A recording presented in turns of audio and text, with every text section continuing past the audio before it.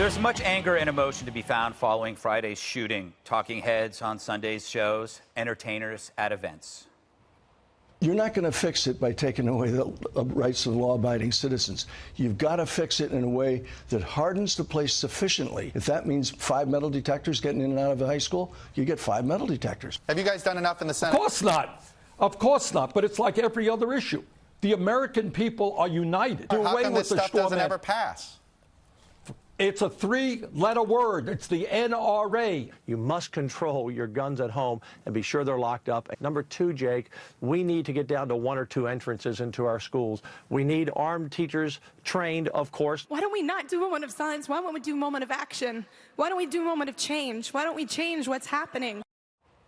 Now, every location where these opinions were offered was well protected because someone cared enough to protect those people. They cared enough to pay for it. So again, this is a Laurel and Yanny moment. Some look at Friday and hear too many guns. Others hear we need more armed personnel. People hear other factors to blame as well. For example, a pop culture that glorifies violence, like video games. Social networks that expose status inequalities. A generation drenched in medications, bullying, and nihilism. It's natural to seek causes after a ghastly event.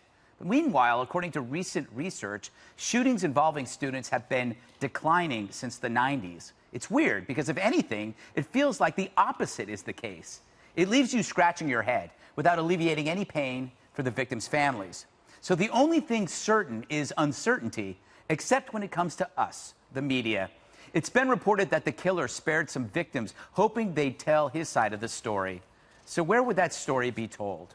Here, by us.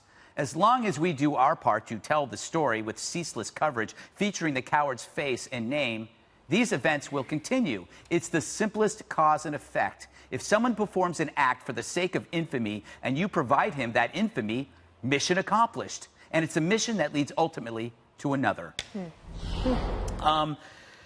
KG, when you see the facts and you hear that mass shootings are in decline, I can understand why that wouldn't matter, because if you replaced mass shootings with terror, it wouldn't matter to me. I would go like, you still must be vigilant. I don't believe. But the thing is, these statistics fly in the face of what we emotionally believe to be correct. So true, because when you get that, it's like it's an emotional saturation that's palpable, that you feel it. And remember the day with the last shooting, we were all just sitting here. You just can't. You feel heavy with the emotion, the grief of it when you see that these happen.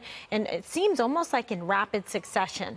Okay, but you make such a good point. People are saying these things are well protected because someone's caring to put the money in and the time to make sure that they are safe. What is going on? I feel the frustration of the parents that have had children that have been injured or maimed or killed. Because why is it that even one more school shooting is acceptable as a casualty or collateral damage, et cetera? Why can't you just... It's not hard to do. I would have dogs at the schools. I would have one point of entry so that if there's somebody coming in and there's an attacker, you can just bottle cap him in and secure and prevent additional loss of life throughout the school. You've got to prevent them from being able to go in deeper into the school and having more targets, right? And if you have a metal detector, so what? I'd rather have my son go to school, okay, through a metal detector and maybe have someone there, armed with a guard and dogs there, because I know that he's going to come home that night. Yeah. So that's how you have to put it. Yes, it's not pleasant, but it's reality, and you have to deal with it. It's like not treating a disease, being told you have cancer and refusing to take a medication for it.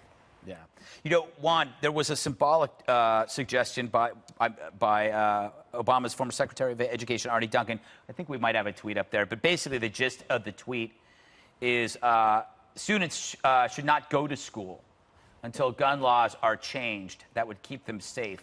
And he believes this is a brilliant and tragically necessary idea. Do you think this is more or less just kind of a powerful message, but is not practical in any way? Like kids just not going to school?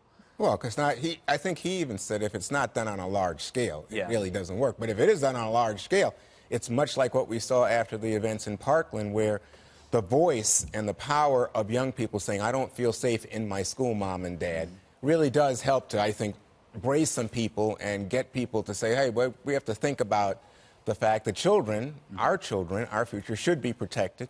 I would say this in response to Kimberly. I think that school in Texas was given an award for being a hardened target. And Greg and I have been back and forth on this, but we know that many of sites where there have been shootings, there were armed guards. The key for me here is I think there were 3. Right. No, I think there's more than that. 3. But the point that I would... Do they have metal detectors, and do they make sure that's one point of entry? No. But my point is, look, we're all looking for everything. People talk about folks with mental health issues. True. They talk about, oh, this guy is a bad guy. He was a gang member or something, whatever, or he had a grudge, or he was stalking. The fact is there's just too many guns in the country. And then you say, oh, but now in media places or government offices, we pay to protect people. Well, why don't we say, hey, as Americans, boy, more than one gun for every person, and this kid gets his dad's guns, or the guy in Connecticut, got his mom's guns? You were going so forward to practical solutions, and then you go back to the too many guns thing. That's where you start. Oh, you mean it's impractical to talk about guns? No, it's impractical to say, when you just say there's too many guns, that is a blanket statement that doesn't apply, imagine if you didn't go to school because there's too many guns. Right. You will never go to school again. Yeah, exactly. So, the practical, all the things that Kimberly suggested, let's just say that maybe if there was a way to have a compromise, what Juan is suggesting is there's too many guns, we've got to get rid of the guns. But in the meantime, if you want your children to be safe at schools, all the things that Kimberly laid out would make sense. Exactly. And there are ways to civilly tag people who are unstable by teachers and officials, which is actually taking guns away. Jesse. Yeah, I mean, a lot of deadly school shootings have happened in the last 10 years. That's just the truth.